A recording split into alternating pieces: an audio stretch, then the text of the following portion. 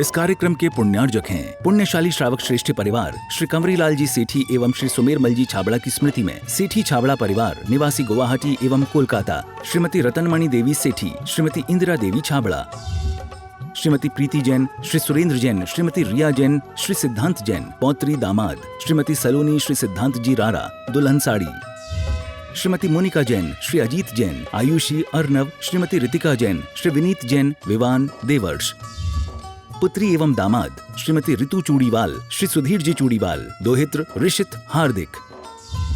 Firm Indira लॉजीज, warehousing और logistic park, Guwahati Assam. Computer vision work, वितरण घर Guwahati. Navkar www.navkargroup.in। Aluminium framework प्रणाली, कॉलम बॉक्स शटरिंग और वस्तु उत्पादों के निर्माता, कोलकाता, पश्चिम बंगाल।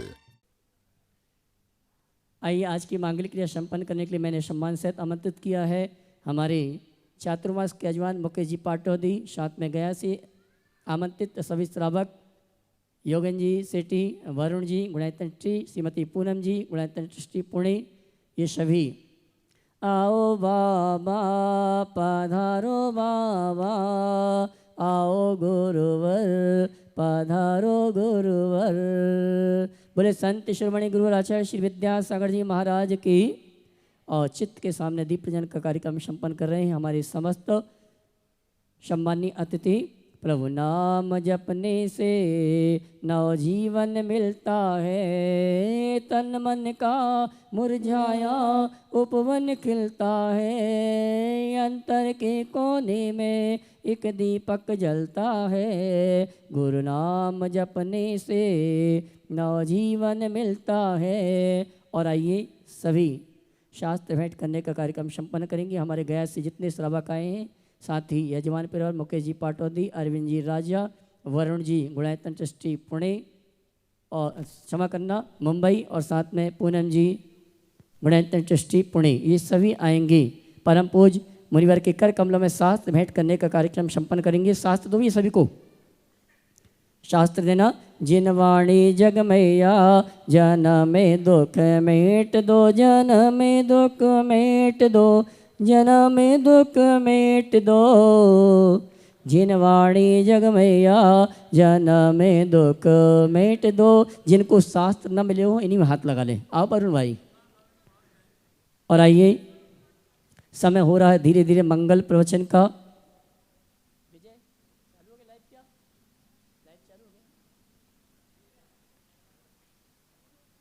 और आइए, परम पूज मुनिवर संधान सागर जी महाराज से मंगल प्रवचन, मंगल उद्बोधन के लिए हम और आप निवेदन करने। ऐतिहासिक चातुर्मास में दिनों दिन नए इतिहास रचे जा रहे हैं। कल सायंकालीन 21 सितंबर शनिवार के दिन परम पूज मुनिवर के सानिध्य में इंदौर नगर के गौरवशाली समस्त चिकित्सकों का एक महासम्मेलन शंका समाधान का कार्यक्रम रखा गया, जिसमें आप सभी आमंत्रित हैं। विषय है चिकित्सा, चिकित्सक एवं धर्म विषय पर हमारे इंदौर के जितने भी डॉक्टर्स हैं, धर्म के डॉक्टर के साथ संवाद करेंगे। ये कार्यक्रम कल 4 बजे से 6 बजे तक चलेगा। इसमें आप सभी आमंत्रित हैं। साथ ही आगामी 22 सितंबर रविवार के दिन प्रातःकाल 8:30 बजे से परम पूज मुनिवर प्रमाण सागर जी महाराज के सत्संग सानिध्य में यहाँ पर ऐतिहासिक क्षमा वाणी का कार्यक्रम आयोजित किया गया है, जिसमें सकल दिगंबर जैन समाज इंदौर के समस्त श्रावक श्राविका आमंत्रित हैं। और इंदौर के सभी श्रावकों के साथ साथ बाहरी अतिथियों की संपूर्ण भोजन की व्यवस्था धर्म प्रमाण समिति द्वारा रखी गई है। मैं धर्म प्रमाण समिति के निवेदन को स्वीकार करते हुए आप इस महामहोत्सव में अवश्य उपस्थित हो और आगामी अष्टानिका महापर्व के अवसर पर परम पूज मुनिवर के सानिध्य में 108 मंडली सिद्धिशक महामंडल विधान में सिद्धों की आराधना करने का इंदौर में प्रथम बार सौभाग्य प्राप्त होगा। वो सौभाग्यशाली परिवार हैं जिन्होंने मंडल पुण्याजक के रूप में अपने परिवार के साथ इस अनुष्ठान को मुनिवर के सानिध्य में करने का अवसर सौभाग्य प्राप्त किया है। और बहुत सी मंडल पुण्याजक जिन्होंने अपने बेटिंग में नाम लिखाए हैं, अगर मुख्य मंडल या जो अन्य मंडल हैं उनके नाम अगर आगे पीछे होते तो आपको ये सौभाग्य प्राप्त होगा। साथ ही पूरे भारत वर्ष के श्रावक श्राविकाओं को इस महानुष्ठान में धर्म प्रमाण समिति आमंत्रित करती है। सामान्य इंद्राणी के रूप में बाहर से जो आएंगे श्रावक और इंदौर के उन सभी के लिए इंद्रनाणी के रूप में इस अनुष्ठान में बैठने की सौभाग्य प्राप्त हो रहा है। 21,000 रुपये की राशि निश्चित की गई है और बाहर के जो भी इंद्रनाणी जोड़े के रूप में आएंगे यहाँ पर उनके आवास की व्यवस्था की गई है। बस इतना ही अंतर है, जो आवास व्यवस्था के साथ सामान्य इंद्रनाणी के रूप में इस अनुष्ठान में सम्मिलित होने का सौभाग्य प्राप्त करना चाहते हैं, सामान्य इंद्रनाणी के लिए आवास के साथ 31,000 रुपये की राशि है और बिना आवास के 21,000 रुपये की राशि निश्चित की गई है।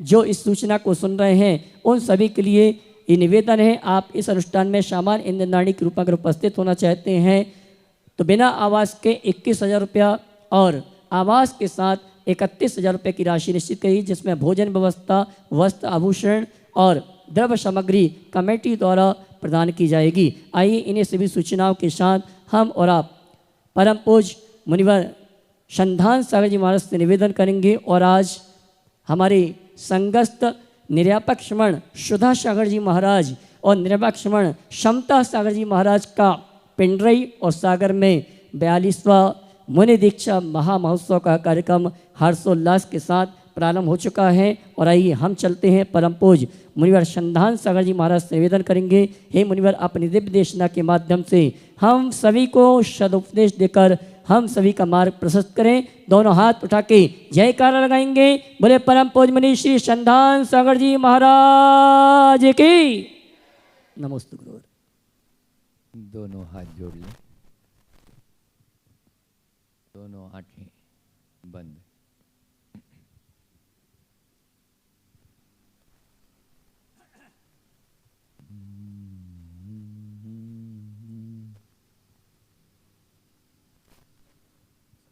मंगलमय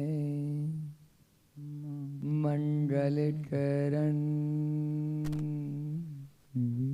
वीतराग विज्ञान नमो ताहि जाते भई अरहंतादि महान जो विद्यादि सागर सुधी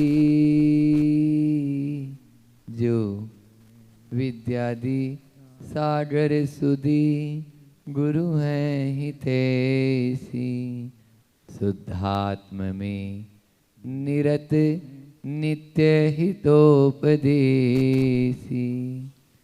वे पाप जिस्मृत में जल हैं सयाने पूजो उन्हें सतत केवल ज्ञान पाने वंदु उन्हें सतत केवल ज्ञान पाने। बोले चिंतामणि पार्श्वनाथ भगवान की जय जय परम उपकारी संत शिरोमणि आचार्य गुरुवर विद्यासागर जी महामुनिराज की जय जय जय पूज्य मुनि श्री 108 प्रमाण सागर जी महाराज की जय जय जय पूज्य मुनि श्री 108 निर्वीत सागर जी महाराज की जय जय जय पूज्य मुनि निर्यापक श्रवण सुधा सागर जी महाराज की जय जय निर्यापक श्रवण समता सागर जी महाराज की जय जय। आज के दीक्षा दिवस की बोले परम पूज्य 108 मिनट से संधान सागर जी मुनि महाराज की जय जय जय। नमोस्तु गुरुदेव, नमोस्तु गुरुदेव। 42 वर्ष पूर्व आचार्य श्री जी के कर कमलों से आज ही के दिन दीक्षा हुई और उस दीक्षा में आज जो चारों ओर रत्न तरह का डंका फहरा रहे हैं और जिनके द्वारा इतिहास की रोज नई नई रचनाएं हो रही है, आप देख तो रहे ही हैं।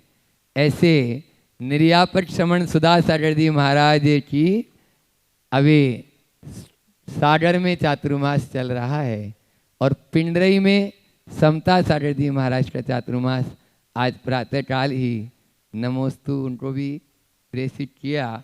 और निश्चित यह गुरुदेव अपन कहते हैं ना कि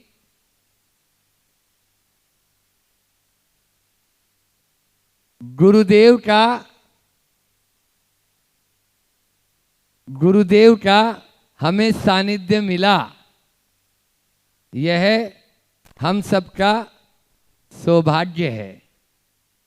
और उस सानिध्य के द्वारा हमने जिनको लेना था, बहुत सारे लोग प्रतिमाधारी बनना चाह रहे थे लेकिन सोचते ही रह गए, तो जिनको लेना था वो उनका अहोभाग्य है।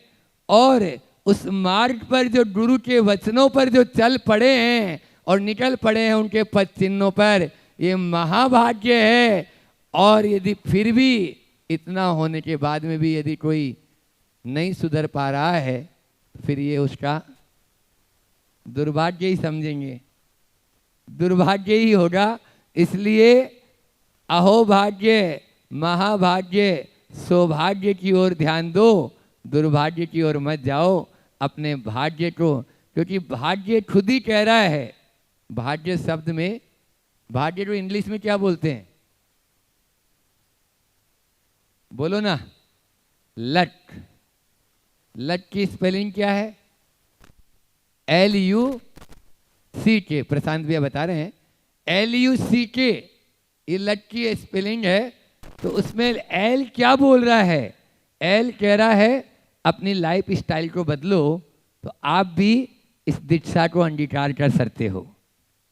बदलना होगा आपको, अपनी लाइफ स्टाइल बदलनी होगी आपको, अपनी स्टैंडिंग समझ और चारित्र के मार्ग पर बढ़ाने होंगे आपके कदम, तभी तो आपका कैरेक्टर अच्छा होगा।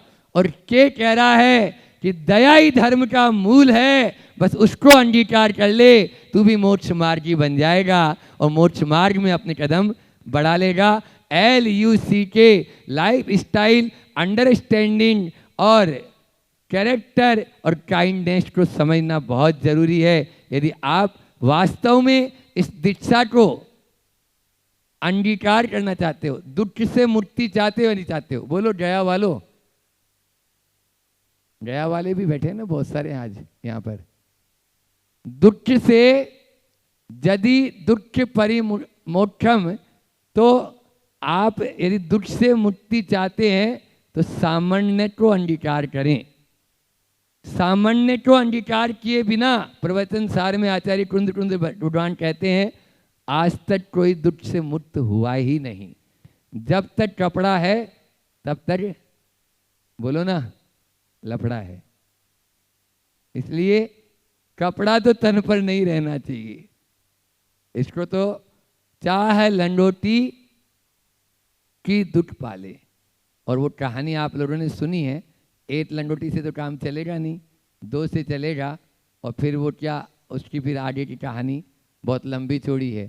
तो इसलिए दुख से मुक्ति का उपाय यही है, अपने मन को नियंत्रण करेंगे तो ही हम सामान्य को अंगीकार कर पाएंगे अपने। लेकिन हम क्या है, मत वाले बने हुए हैं।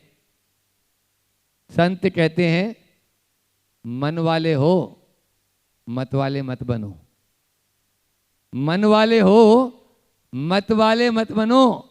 आप क्या करते हैं, मन जैसा आपको नचाता जाता है वैसा ही नाचते चले जाते हैं।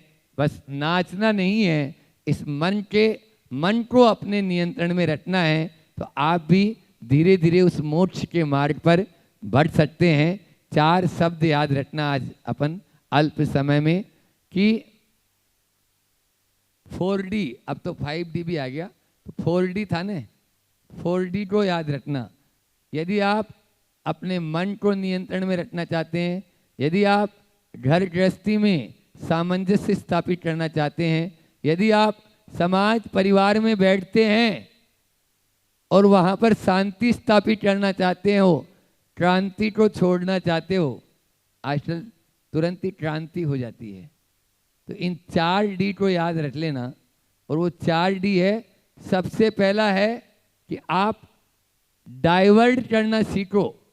कल रात शाम को संकट समाधान में, या महाराज जी जब भी कोई मन को नियंत्रण करना हो तो क्या करें, तो सबसे पहले है कि आप प्रवाह है परिवर्तन, यानी अपने, हाँ, उसको परिवर्तन कर दो, डाइवर्ट कर दो। ये बताओ, यदि आप गाड़ी चला रहे हो और गाड़ी चला रहे हैं, उसमें सामने यदि पहाड़ आ जाए तो क्या करते हो? पहाड़ से अपना सिर भिड़ाते हो क्या?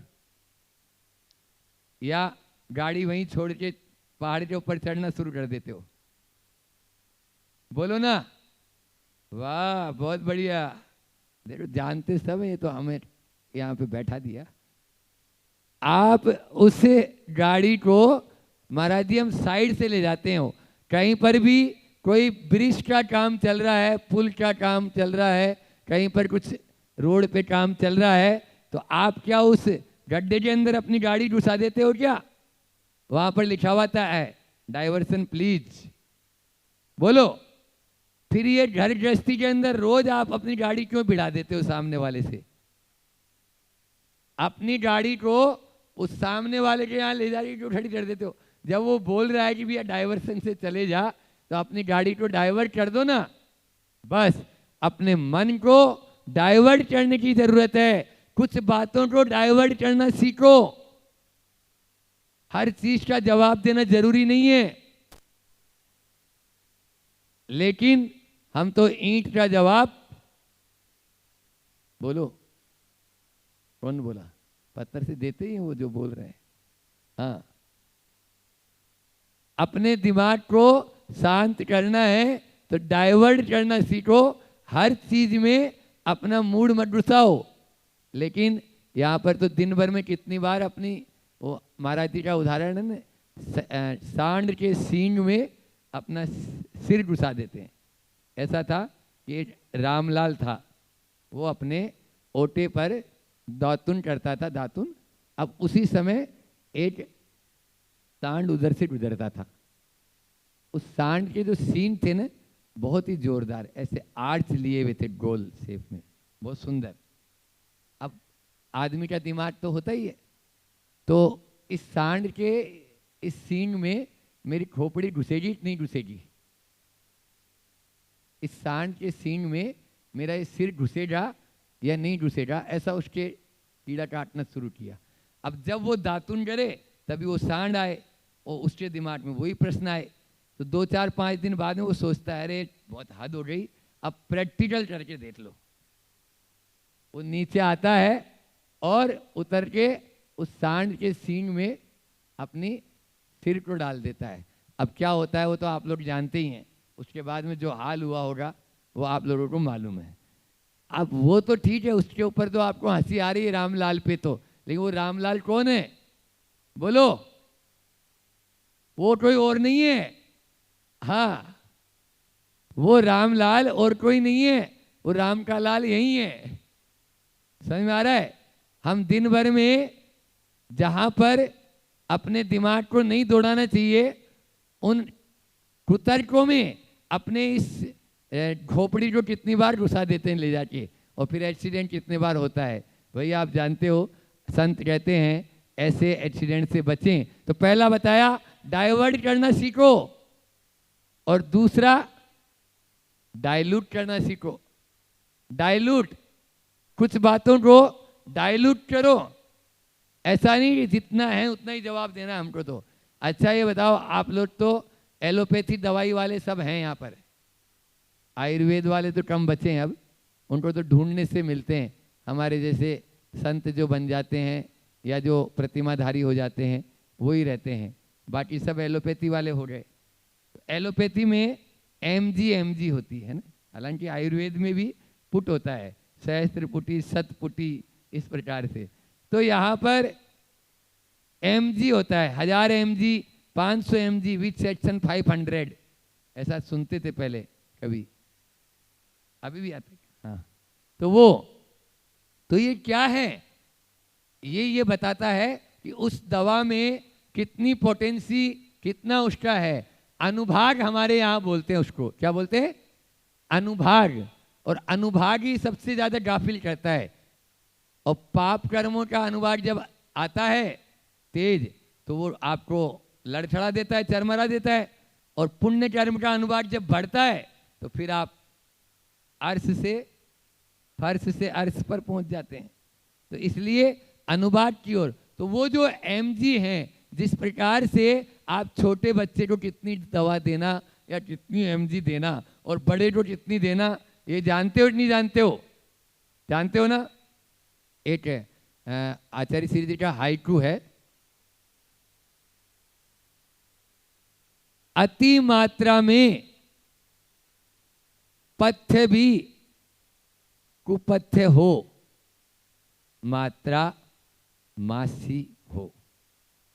मात्रा मासी हो, अति मात्रा में, कहते हैं ना कुछ भी चीज यदि अधिक है तो वो आपको घातक कर देगा। डाइल्यूट करना सीखो।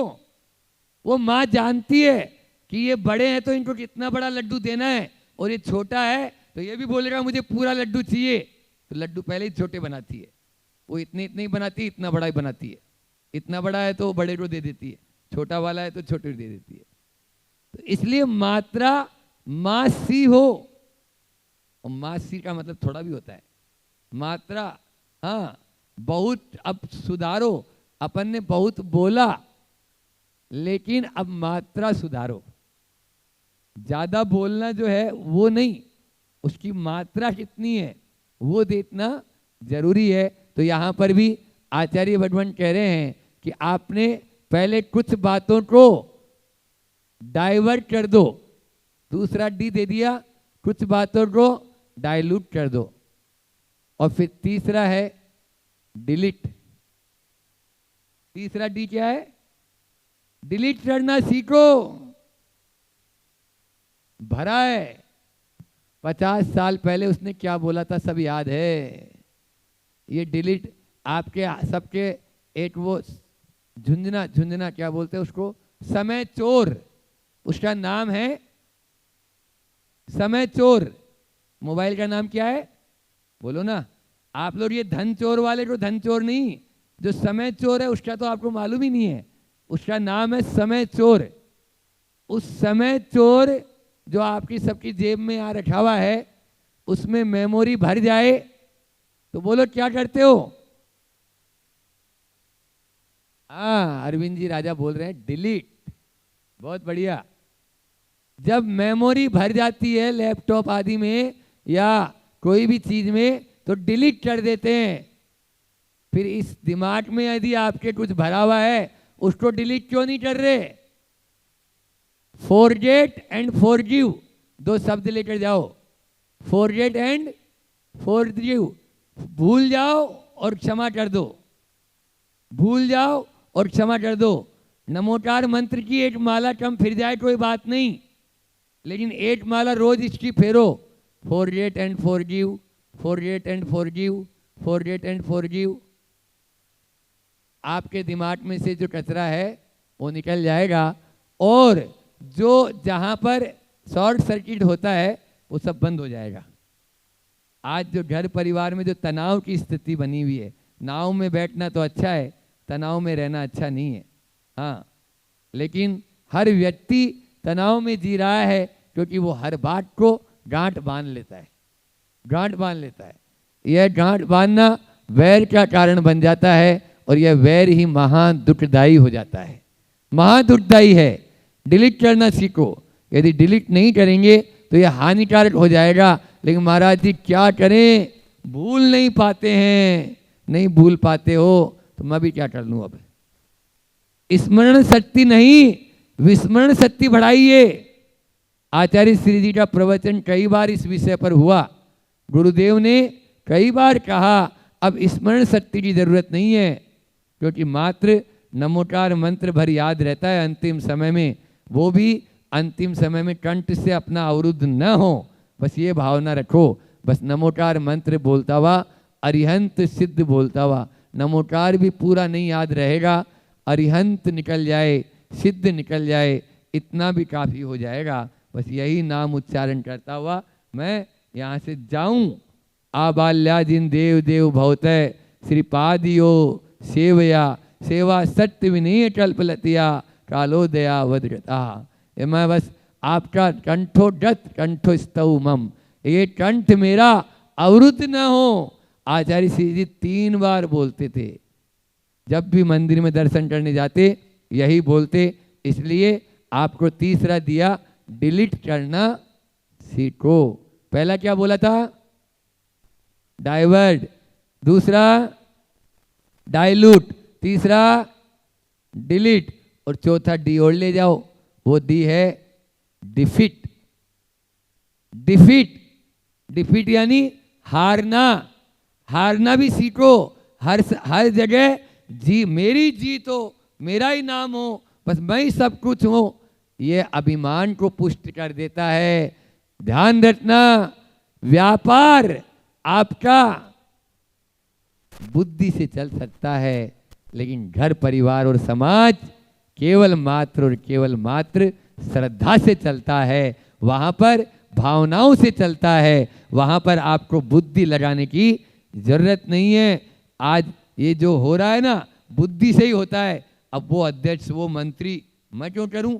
अरे भैया, मंदिर का काम बिगड़ रहा है ना, मंदिर अपना है। तुम अध्यक्ष मंत्री को देख रहा है या मंदिर को देख रहा है? ये बताओ, आप मंदिर की व्यवस्था बना रहे हो या अध्यक्ष मंत्री की व्यवस्था बना रहे हो? लेकिन वो अध्यक्ष है तो मैं नहीं आऊंगा, मैं नहीं जाऊंगा। मतलब उसको मुनि महाराज जी से भी प्रेम नहीं है।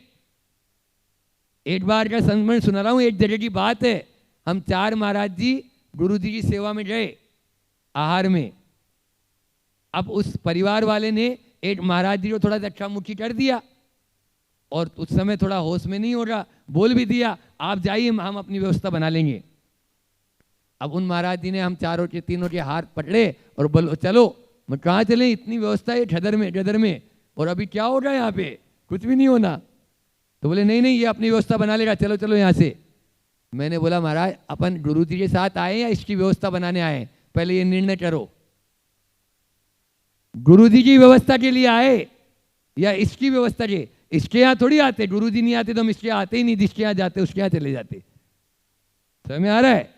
तो इसलिए आप अपने मन में ये डिफीट वाला जो है, हारना भी सीखो।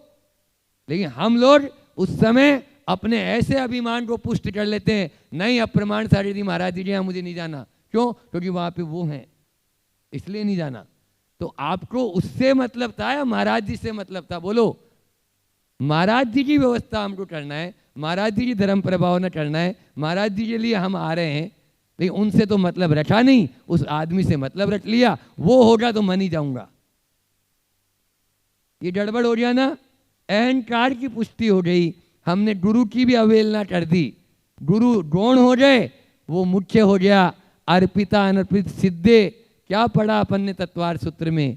क्या अर्पित है और क्या अनर्पित है, ये तो सीखो। मुख्य कौन है? अभी इंदौर में प्रमाण सारे जी महाराज। गौण कौन है? बाकी सब, चाहे संधान सागर हो चाहे कोई भी हो। हाँ, मुख्य को पहले देखो ना, वहां पर डिफीट, हार ना सीखो। और हार में भी जीत होती है। आगे समझ में? वो हार में जीत, वो वाली कहानी आपने सुनी होगी ना, बाबा भारती और उनका एक बहुत अच्छा घोड़ा था, जो मैंने दूसरी क्लास में पढ़ी थी। आपने भी पढ़ी थी क्या? हाँ, बाबा भारती और सुल्तान, उनका एक बहुत अच्छा प्यारा घोड़ा था सुल्तान। और वह सुल्तान को एक डाकू खड़क सिंह था। डाकू खड़क सिंह उस सुल्तान को प्राप्त करना चाहता था, लेकिन प्राणों से प्यारा उस घोड़े को कैसे दे दें? प्राणों से प्यारा वह जो घोड़ा पाएंगे, इसलिए बाबा भारती से वह घोड़ा लेना चाहता था, लेकिन ले नहीं पाया। एक दिन उस खड़क सिंह ने अपाइज का रोल बनाया, लंगड़े का, और लंगड़ा ऐसे लकड़ी टिटाते टिटाते जा रहा है। बाबा भारती को हाथ दिया।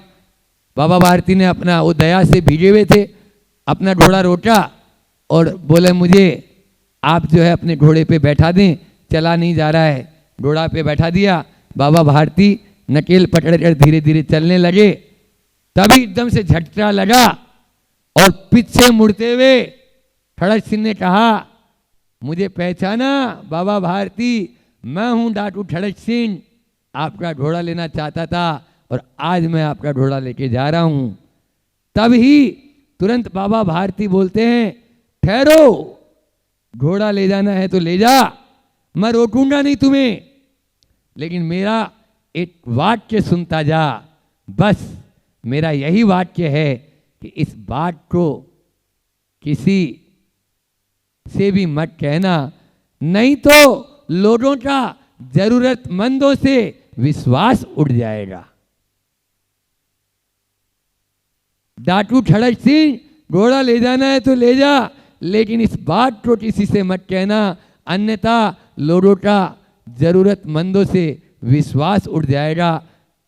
डाटू ठड़क सिंह घोड़ा तो ले गया, लेकिन जब अपने अड्डे पर, खेमे पर पहुंचा तो रात भर उसको नींद नहीं आई, बेचैन रहा कि घोड़ा ले जाना है तो ले जा, लेकिन इस बात को किसी से कहना मत। ये जो बात है उसके कानों में बार बार आके गूंज रही है, और वह रात में ही, अंधेरे में ही आके बाबा भारती के आश्रम के बाहर उस घोड़े को बांधकर चला जाता है। इधर बाबा भारती भी परेशान थे, क्योंकि आज उनका प्राणों से प्यारा घोड़ा उनके हाथ से चला गया था। लेकिन क्या करते, वो कर कुछ भी नहीं चाहते थे, उनको भी नींद नहीं आ रही थी। तभी निमित्त से अप्रभावित होता है, और सीधे सीधे ये निमित्त आया कहाँ से? सीता है ना, सीता, उसका उदाहरण याद करो। सीता ने कभी किसी को दोष दिया क्या? अंजना ने कभी पवनंजय को दोष दिया क्या? बोलो। 22 साल तक मुंह से नहीं बोला, लेकिन वो क्या बोलती रही? नहीं, इसमें मेरे ही कर्म का दोष है। सीता को वन में छोड़ दिया, गर्भवती थी, लेकिन वह सीता कभी निमित्त पर नहीं टूटी। उसने रामचंद्र जी के लिए कभी दोष नहीं दिया, उसने रावण के लिए दोष नहीं दिया। सीता का हरण हो गया तो भी रावण को दोषी नहीं ठहराया। मेरा रूप यदि इतना सुंदर नहीं होता तो क्या रावण मुझे उठा के लेके जाता? बोलो। ये बोलती है ऐसी दृष्टि आज की सीताओं में नहीं। ऐसी दृष्टि यदि ले आएंगे तो फिर हमारा चित्त शांत होते देर नहीं लगेगी। निमित्त मिले पित्त उछले भले, लेकिन चित्त शांत हो। बस उस चित्त को हमें शांत रखना है। इसी प्रकार से एक हाइकू गुरुजी ने दिया है कि दोनों ना चाहो, दोनों ना चाहो एक दूसरे को, या दोनों में एक, या दोनों में एक। बोलो। अब इसका अर्थ मैं आपसे पूछूं तो आप बता पाएंगे? नहीं। हाँ, खड़े हो जाओ, महाराज जी आ रहे। दोनों ना चाहो, एक है शरीर और एक है आत्मा। अब दोनों में से एक को ही चाहना पड़ेगा, क्योंकि संत कहते हैं इस यहां पर 2 बगीचे हैं। एक बगीचे में पानी डालते हैं तो दूसरा बगीचा सूख जाता है। यदि आप आत्मा रूपी बगीचे में पानी डालोगे तो शरीर रूपी बगीचा सूख जाता है, और शरीर रूपी बगीचे में पानी डालेंगे तो आत्मा रूपी बगीचा सूख जाता है। तो दोनों ना चाहो एक दूसरे को, या दोनों में एक। बस दोनों में से आपको किसको चाहना है ये आपके ऊपर निर्भर है। एज यू लाइक, आप किसको चाहेंगे?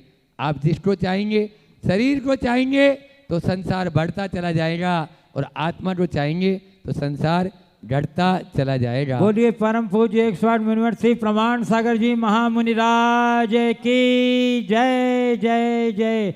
बोलिए परम श्री संधान सागर जी महाराज की जय जय जय। ओम।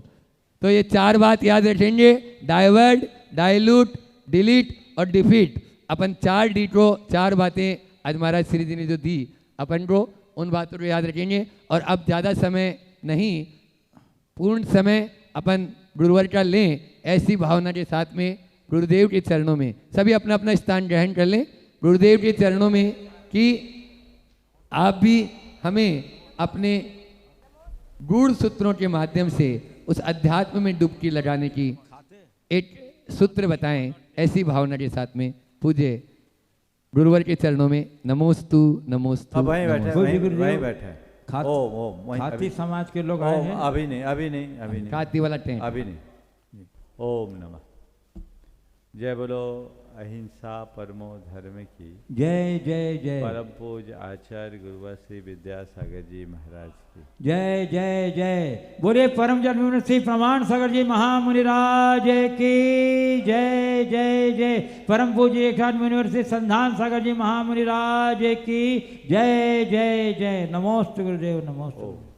अभी आप सभी महाराज जी से जीवन को ऊंचा उठाने के लिए मार्गदर्शन प्राप्त कर रहे थे। आपको डाइवर्ट क्या बताया, डिफीट, डाइल्यूट और डिलीट, ये सूत्र दिया। दरअसल 10 दिन तक इतना सुनने के बाद थोड़ा गैप भी होना चाहिए, है ना। भर पेट खूब माल खा लिया तो मैं तो सोच रहा था थोड़ा गैप होना चाहिए। और ऐसे भी पर्यूषण के उपरांत हम 3 दिन का गैप लेते हैं। ये महाराज जी की मेहरबानी से आज आप लोगों को मौका मिल गया। ये बात सही है कि सुनने की रुचि अगर एक बार उत्पन्न हो जाए तो पूरे जीवन की दिशा बदल जाती है। हर किसी में सुनने की रुचि नहीं होती। श्रवण रुचि अपने आप में एक विशिष्ट गुण है और जिनके अंतरंग में ये अभिरुचि जग जाती है वो श्रवण किए बिना रह नहीं पाता। लेकिन हम रुचिपूर्वक सुने ये तो अच्छी बात है, पर मज़ा तब है जब सुनने से हमारी रुचि बदल जाए। रुचि में परिवर्तन जीवन के लिए सबसे ज़्यादा जरूरी है। अभी तक मेरी जो रुचि थी वो रुचि अब बदलनी चाहिए। 10 दिन हमने धर्म की खूब आराधना की। अब 10 दिन की इस धर्माराधना के उपरांत मेरी रुचि जैसी पहली थी यदि वैसी ही रहती है तो क्या मतलब। अब तक पाप रुचि थी, अब धर्म रुचि होनी चाहिए। धर्म में मेरी रुचि बने जगे तो जीवन का मजा है, जीवन का आनंद है। तो अपने अंदर की अभिरुचि को हमें खुद टटोल कर देखना है कि कल तक मेरा इंटरेस्ट किस में था, आज कहाँ है। यदि ये बदलाव है तो समझना हमारे जीवन की दिशा सही है, और बदलाव नहीं है तो अभी हम जहाँ के तहाँ हैं। अंदर की उस रुचि में परिवर्तन बहुत बड़ी जरूरत है। एक सज्जन मेरे संपर्क में है, दशलक्षण के दिनों में आए, आगे बैठकर प्रवचन सुनते थे। उससे पहले उस व्यक्ति को मैंने कभी देखा नहीं। दशलक्षण के समापन पर सामूहिक पारणा का कार्यक्रम था। जितने लोगों का उपवास था सब आशीर्वाद लेने आए, उसमें वो व्यक्ति भी थे। मैंने पूछा, आपने भी 10 उपवास किया? जी मैंने भी प्रयास किया पहली बार। ठीक, पारणा हो गई। मैं सामायिक से उठा और वो पहले से दरवाजे पे बैठे हुए। जैसे मैं सामायिक से उठा, वो व्यक्ति मेरे चरणों में आकर अपना सिर रखा और फूट फूट कर रोना शुरू कर दिया। करीब 2-3 मिनट लग गए उस व्यक्ति को नॉर्मल होने में। जब वो सामान्य हुए मैंने उनसे पूछा, आप कौन हो, कहाँ से आए? वह दिल्ली एनसीआर के थे, जहाँ हमारा प्रवास चल रहा था। वहाँ की एक बड़ी कंपनी में वो प्रोजेक्ट मैनेजर थे, पेशे से इंजीनियर थे। उस व्यक्ति ने कहा, महाराज जी, इन 10 दिनों में आपने मुझे मथ डाला। महाराज जी, पहले दिन आपका प्रवचन सुना और आपने एक वाक्य कहा, धर्म धारण करने की चीज है, उदाहरण की नहीं। महाराज, मेरे मन में बात बैठ गई और मैंने पीछे मुड़कर देखा तो मुझे एकदम डार्क दिखा कि मैंने अपने जीवन में कितने बड़े बड़े पाप किए। हाई सोसाइटी के नाम पर महाराज मैंने वह सब कर्म किया है जो एक अच्छे इंसान को नहीं करना चाहिए। महाराज जी, मैंने बैठे बैठे तय किया कि अब मुझे अपने पापों का प्रायश्चित करना है, अपने कर्मों को काटना है। तो महाराज जी, प्रवचन में बैठते ही निर्णय ले लिया कि मैं 10 दिन निर्जल उपवास करूंगा। और महाराज, उसी संकल्प से मैंने लिया। और महाराज जी, 10 दिन में मेरे अंदर की जो अनुभूति है उसे मैं शब्दों में नहीं कह सकता। एक अलग प्रकार की अनुभूति। और महाराज, अब तो रुचि ही बदल गई। महाराज श्री, आज से मैं अपनी समस्त बुराइयों को त्यागता हूं, आपके चरणों में छोड़ता हूं। रुचि बदली, सब बुराई छोड़ दिए। अब देखिए ट्रांसफॉर्मेशन क्या होता है। उसके बाद उस व्यक्ति का, जब मैं था, एक कटनी की बात बता रहा हूँ, उनका ट्रांसफ़र हो गया अजमेर। कुछ साल भर बाद वो व्यक्ति मेरे पास आया और मैंने पूछा, क्या बात है भाई, कहाँ से? बोले, महाराज, ट्रांसफ़र अजमेर हो गया, पर मेरे तो जीवन की दिशा बदल गई। वो व्यक्ति नियमित स्वाध्याय करने लगा, अपनी चर्या क्रिया बदल गई। और बोला, महाराज जी, रात्रि में तो चारों प्रकार के आहार का मैंने त्याग कर ही दिया। मैं अजमेर में हूँ, जहाँ मेरा साइट है, मुझे 7 बजे सुबह निकलना पड़ता है। और महाराज जी, मैंने एक दिन शास्त्र में पढ़ लिया कि सड़क का चला भोजन नहीं लेना चाहिए। तब से मैं 7 बजे भोजन करके निकलता हूँ, और अगर टाइम पर आ गया तो शाम का भोजन होता, नहीं तो बस एक ही बार भोजन से हमारा काम चलता है। और महाराज, मैं फिट हूँ। और महाराज से अब मुझे कुछ नहीं करना, थोड़ी सी जिम्मेदारियां हैं बच्चों की, वो पूरी हो, और मैं तो आपके ही चरणों में आना चाहता हूँ। वो व्यक्ति आगे बढ़ा, वो व्रती बन गया और आज मुनि जीवन जी रहा है।